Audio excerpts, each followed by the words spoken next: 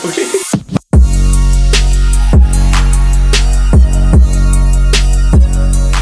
guys, what's going on? Today's episode is Gym Talk episode 32, and it's a little bit different. I'm actually in Eugene, Oregon, visiting my good friend Nik. Hi. Hello, Nik. Welcome to the channel. Well, thanks for having me. Yeah. So today we're going to be doing arms, and honestly, we're just going to be taking some energy drinks and just talking about some fitness things, and then also just really whatever. And as you guys can tell, I am recovering from my allergies. I'm almost done, I think. I'm still a little bit nasally, but Need some more Benadryl. need some more Benadryl. Yeah. So, anyway, first off, how are you today? I'm doing good, feeling good, moving good. Moving good. Everything else? So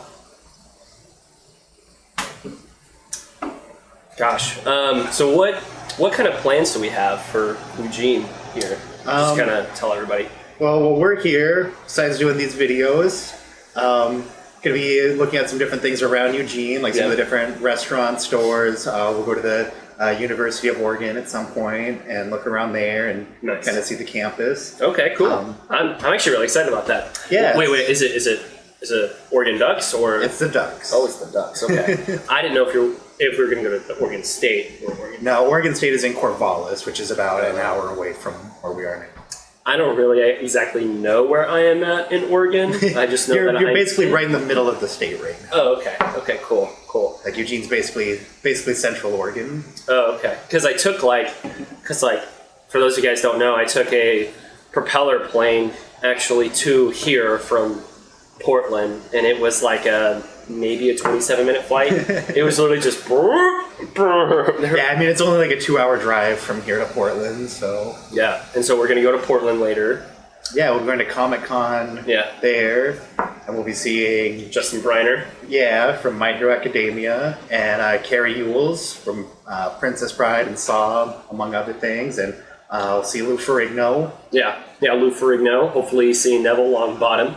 Yeah. We can. And then there'll be different panels, like the My Hero Academia group, where doing a panel on animation, and then like some of the Harry Potter folks are doing a panel on different topics with Harry Potter, such as like the parents in the Harry Potter universe and kind of some of the side characters in the Harry Potter universe. Yeah. So we've got some really cool stuff planned, and also I've been actually wanting to get you on the channel a lot because of one. You were actually one of the biggest people that helped me push my fitness journey, or push me more into fitness than actually normal people, and which not a lot of people really know that. So I thought I'd talk about a little bit on how much you've impacted me and everything, and then also talk about like how you really got into it, because since you got into it kind of almost like the same reasons as I did. Yeah. So like, how I got into it was because I just felt personally like I was not myself and that I needed to change. And how I needed to change was, one, get more endorphins in my body. One, two, kind of just change my attitude off of like what I could be doing, right?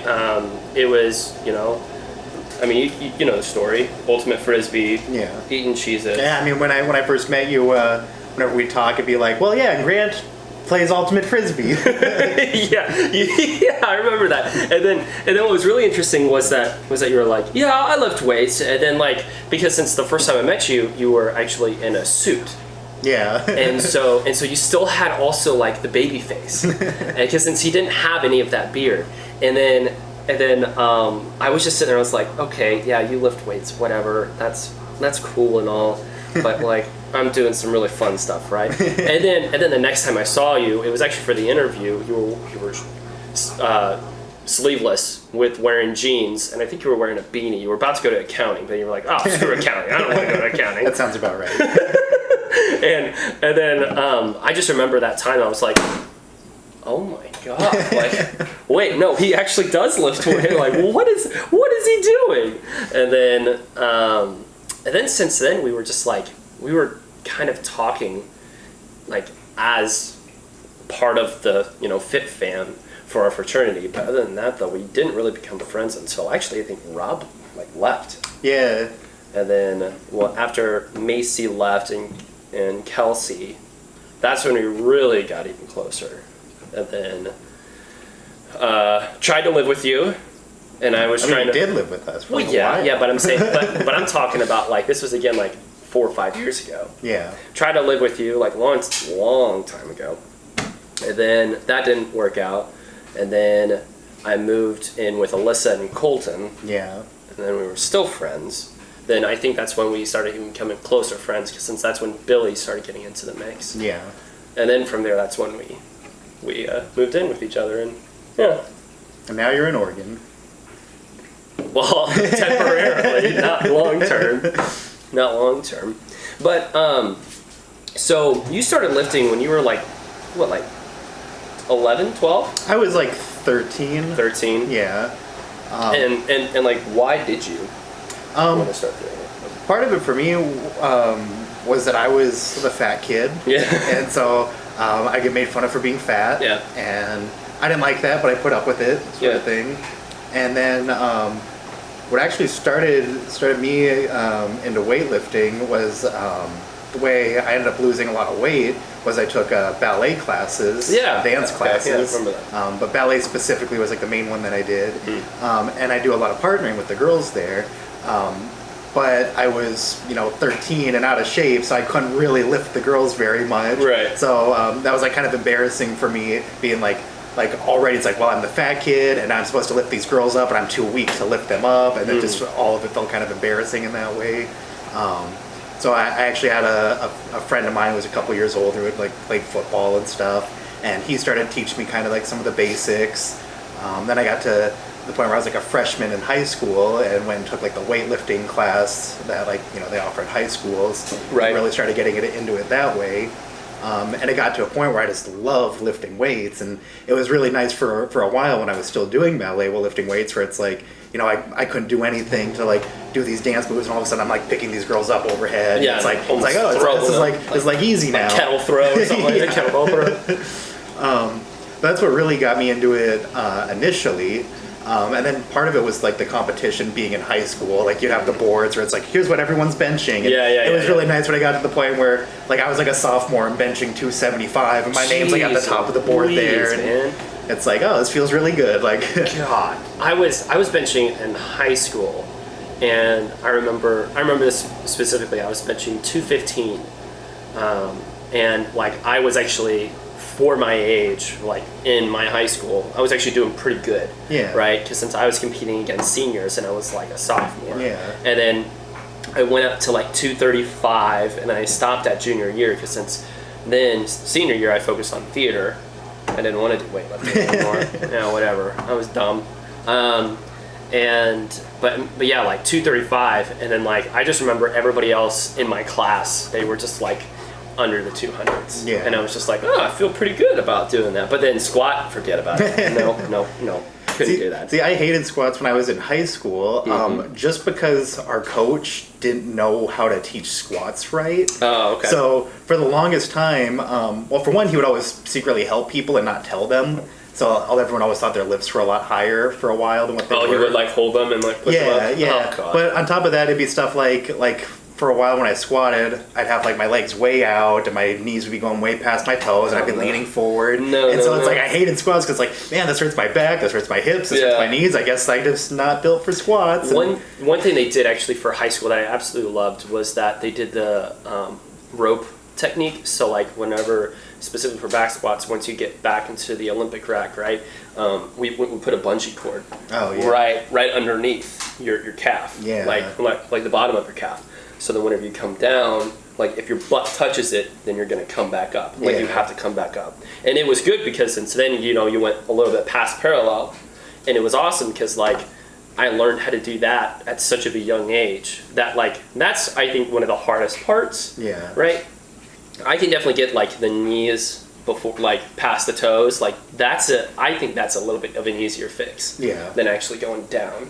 because since you kind of have to trust yourself to go down, then you have to, push yourself back up. But yeah, after high school, I had to do a lot of training to get my squat just correct. Yeah. Like, I'd have to do squats with like the band around my knees so that I could focus on like engaging my glutes and turning out a little bit. Shelby actually helps me a lot on that. Yeah, I had to do a lot of the squats where like you're holding the plates like out in front of you so that way you're not leaning forward because like, you have your arms in front so you can't lean forward. Did you do any of like box at all? I never really did much for boxes. I don't know why, I just never did. No, yeah. And then like my high school, it was always like cleans. You had to do cleans. Yeah, that was a big thing at my school too. My only problem with teaching high schoolers clean, at least at my school, because the coach didn't know what he was doing, was that they do the clean, but they do an upright row and then have the bar. No. So it's like that's not even a clean. Yeah, for us, it's like high school. They were just like, if you can get it up and you can feel like your elbows are coming down and like your posterior is like very high up, you're like, you better catch it underneath and you better put your elbows out. Like that was a big thing, because since they were just like, all right, bring it up, and then they would literally go fire, and then you had to hit it, right? Well, technically during that pull for the clean, your arm should be like rubber. It should be really close to your body. Be pretty much. Where the way I was taught to clean was the exact opposite. It was like, no, you got to like upright row it, then you got to like twist your arms around. It's like that's the exact wrong way to do it. But, yeah, and which we did squat cleans. Oh, jeez. Yeah. So, I mean, it was even harder. Yeah. It was like, okay, if you're doing like 135 as like a 15-year-old, you're like, okay, I can try this. And then, nope! And you just fall over. I remember one guy, actually, you know what's really funny? His name is Nik Johnson. Oh, really? Yeah. His name? No, he's actually in the Marines now. But I remember specifically because of like, it was unheard of in our school, and he was power cleaning 245. Wow. Yeah, for like a senior in high school. I was like, wow, that's actually really impressive. now that I even stop and think about it, I'm like, wow, that's very good. So, and with that, because since you've been doing it for some time, you've also had some injuries. Yeah, I've had quite a few. Yeah, so actually, one of them being your forearm. How did that even happen? Well, that one's a little more unique, because that one wasn't caused by weightlifting like most of my other injuries. Because for this one, I had surgery. I had two surgeries actually on my wrist and index finger, actually on both arms. I didn't know both. Well, it was mainly for this one, but they had to do a minor surgery on this one as well. Okay. So basically what happened was when I was around 6 years old, I got this finger like crushed by a rock, playing with kids on the playground. Yeah. Some kid was like smashing walnuts and he hit my finger. Is that scar right there? No, it's not. Well, that's from the surgery, but that's not from the kid smashing it. Okay. But he like severed the tendon in my index finger, and so I couldn't move my index finger at all on my left hand. And so then when I was 10, the first surgery, they went in and they cut it all up, and they put like basically a titanium rod like through my finger down into my forearm to build like a tunnel for the tendon. Yeah. And then during the second surgery, they took an extra tendon from my right wrist, my right forearm, from the palmaris longus, and then they took that titanium rod out and then put the tendon back in there. So then I could have not full use, but at least some use of that finger. That's nuts. Which the handy thing, I guess, in a way, is that most of your grip strength comes from your middle finger and your ring finger. Yeah. So it doesn't affect my grip strength too much. But if I am maxing out on something, it does a little bit. Like if I'm ever trying to do like really heavy shrugs or a really heavy deadlift, you have to hold on to it. And I'm missing out on that index finger, it'll always start to tilt, where I don't have that problem with this arm. So then you just would do like straps with that? I do straps a lot, but more recently I just try to just go with if it starts to tilt, I just have to live with it, because you're right with the whole two fingers, because I've even noticed whenever I'm like doing back or anything, or even my calluses, these are the first ones to go, first ones to get hit, and then the other ones are come after. Yeah, I mean, that's I think the number was 85% of your grip strength comes from those two fingers, and the other ones, when you're gripping things, are more for balance. One thing to also point out is that he also is studying this stuff for school. So, your exercise science. Yeah, I have my bachelor's in exercise science, and then I'm starting my master's program in nutrition and functional medicine this fall. And then you're planning on getting your PhD too, right? Not my PhD. I plan on doing like a doctorate in physical therapy. A doctorate. So it's slightly different from a PhD. But Okay. But you'll still be called doctor. Yeah. Nice. So, like I said, like a PhD means you're a doctor, but having a doctorate degree doesn't necessarily mean you have a PhD. Dr. Johnson. I'll be Dr. Nick, and that way I'll just have everyone be like, "Hi, everybody." Oh my gosh. And then but going back to your increase, your most recent one was your lower back, and that was just like whenever we talked about it, that was a huge debacle. Yeah. With like even chiropractic and everything else. Yeah, that was because normally I like chiropractors, but the one that I went to actually made it worse, and I even had to like contact with the Oregon Board of Chiropractors to report him based on like what my other chiropractors were telling me. Yeah, in which we actually went to, in which you introduced me to the chiropractor I currently go to, Jason, who is absolutely phenomenal in Springfield. Yeah.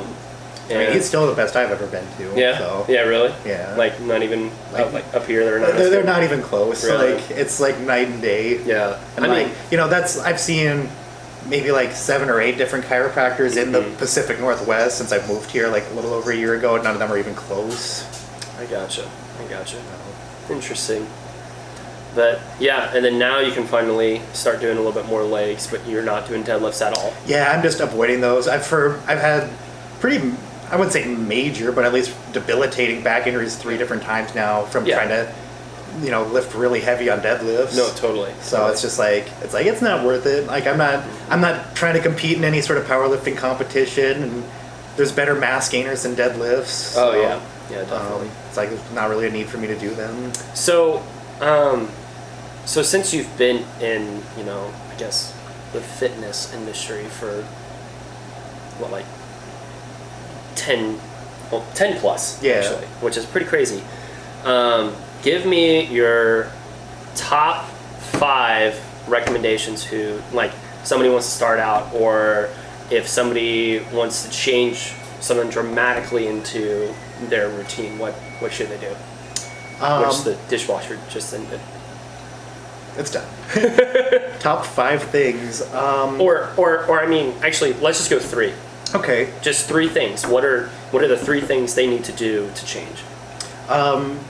Well, I think if we're talking about people that have like never worked out but are interested in getting started, I think one of the biggest things to look for is to find like a mentor or a friend who's really into it, or just somebody. Like I was thinking this the other day because I was at the gym and it was shortly after school I'd gotten out, and there were a lot of like middle school, high school age kids there, and like you could tell several of them didn't know what they were doing at all, but they were also kind of nervous to ask anyone. And it's one of those things where it's like, I don't feel like it's my place to go and try to like just go up to strangers, just be like, hey, let me give you some advice. But it's also like if those kids were to come up to me and be like, hey, I don't really know what I'm doing, will you help? It's like, yes, I would love to help you. So it doesn't even have to be a stranger, but just I think finding someone like some sort of trainer, coach, mentor, someone that's done it before is a really good start. So that way you don't feel like you're just completely aimless. That was kind of like whenever we had the office for the fraternity. Whenever you were in there. Especially whenever I really started getting more drilled into it, I'm not sure if you remember this, but I would ask you like 20 questions. Of like, I'm like, well, how would you do this? If hypothetically you were to do this, what would you? It's like, how would you form this? How would you do this? And there'll be times you have questions where like it'll feel like.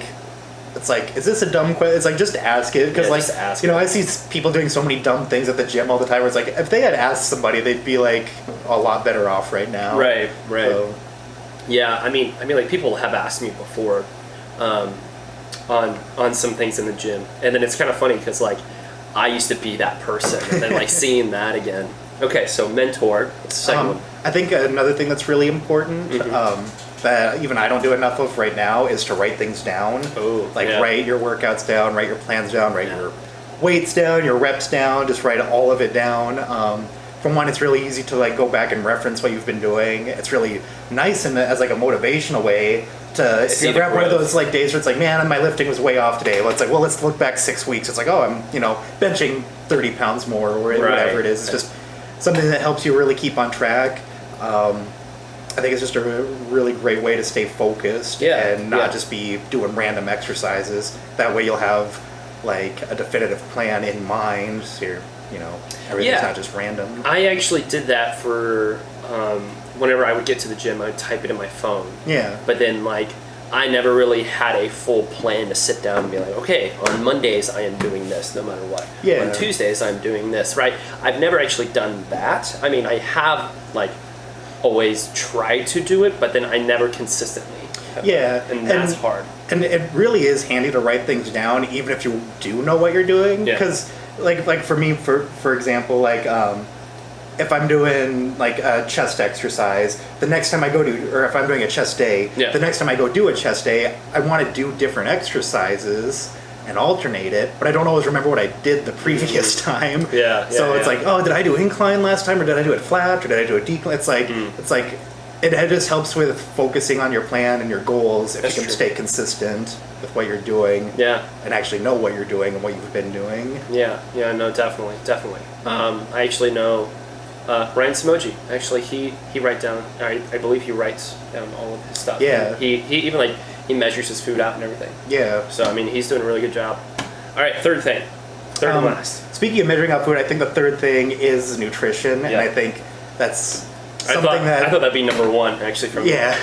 Well, for people just starting out, I think having someone to talk to is still the most important. But I'd say nutrition is still extremely important. I mean, it's going to be more important in a lot of ways than just lifting weights. I mean, you could, not lift weights, not exercise, but still have a great diet and still be mostly very healthy. Where that's not true in reverse, where you could lift weights every day and eat garbage and have a lot of problems. Definitely. But I think getting good nutrition, knowing what you're doing with your nutrition, and for that too, having some sort of, not necessarily goal, but at least a plan. Because I don't like the term when people are like, oh, I'm going to go on a diet. It's like, it shouldn't be a diet. Like, it shouldn't be a temporary thing. It should be a full lifestyle change. It should just be like, okay, I'm just going to be the type of person who doesn't eat McDonald's anymore and that does eat salads occasionally. Like, that's actually a really big thing. So kind of put on that. So like Taco Bell, for instance, I haven't had that in I think actually roughly around now 3 years. Oh wow. Yeah, and like whenever I first started, I was eating it. I want to say like. Well, actually, before weightlifting, I started eating it like 3 times a day. That was the thing. I ate it 3 times a day, and then once I started weightlifting, I started really feeling like shit because of the fact that I was really putting really bad stuff in me while trying to get the maximum output, and it just didn't work out. So then I started like eating my own chicken or cooking my own chicken and doing a lot of other things and then Taco Bell just slowly got out of the diet. And now, actually, which you'd be proud of me, I'm starting to do more salads routinely. And now I'm starting to add even more healthier things. Because since, like, I would, I kind of go back to like, eating more fast food stuff. And, like, I mean, there are ways, right? It's just, like, depending on how you feel, depending on work, depending on a lot of other things. And, like, as long as you still like recognize it and try to change it, it benefits you. Something that I see really often with people that first get into weightlifting and get that mentality of like, well, I'm lifting weights, I'm trying to gain muscle, I'm trying to gain strength, I need to eat more. So they start making excuses for being like, well, it's okay if I have a few extra burgers, few extra slices of pizza. And it's like, in some ways it is. You'll still probably gain weight and strength from it. But you'll also gain fat. Terms of actual health benefits, in terms of how you're going to be feeling long term, like it's much better to eat 4,000 calories of chicken and rice and spinach as opposed to 4,000 calories of pizza. And which, here's one of the biggest like misconceptions, in which I remember actually we talked about it, about bulking. You actually told me that whenever you're bulking, you should be more focused, drilled in on your diet compared to leaning out. Yeah, most people do the opposite.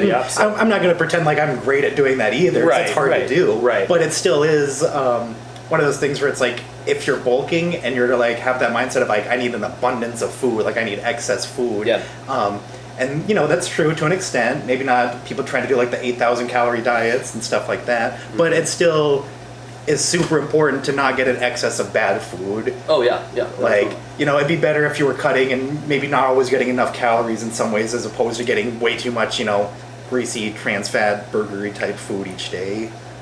Totally. And here in Oregon, I noticed very, very quickly, there's a lot of seafood, a very good amount of seafood. There's a lot of seafood and not a lot of fast food. Yeah, not a lot of fast food, which is crazy. Compared to Springfield, where you go to almost every single corner, and there's going to be a McDonald's or a Taco Bell or a Wendy's. Like, I could even tell you how to get to McDonald's in Eugene. That's crazy. So. That's crazy. Yeah, it's definitely different up here. Also, the altitude is a little bit different. We're pretty close to sea level here, actually. Oh, really? So, okay. The weather here is different. Weather here is great. It is great. It is fantastic. What, it's like 70 degrees roughly around? Yeah, the last few days it's been in the 60s. I've been walking to the gym every chance I get. That's nuts. That's nuts. And even when it's raining, it's usually such a light rain that it doesn't really matter. It's like I'm not going to get soaked. Like, you know, it takes me 25 minutes to walk to the gym. Even with a light rain, I'm still not going to get soaked just because it's so gentle. You've been up here for about roughly around a little bit more than a year, right? Yeah, I moved to Washington actually July of last year. And then I moved to Oregon April of this year. That's crazy. That's crazy. You never know. I might bring this up here. You never know. You never know. Anyway, so that's going to actually wrap up the gym talk. Nik, thank you so much for coming on. Yeah, thanks for having me. Yeah, I definitely really appreciate it.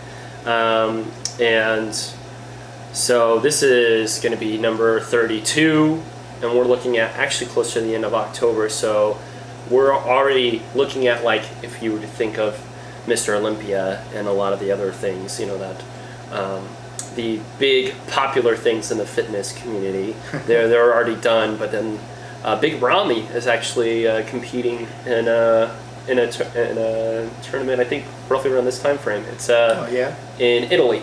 Oh, okay. Yeah, so if they ever stream that, just watch it. But anyway, that's going to conclude episode 32. And thank you guys so much for watching.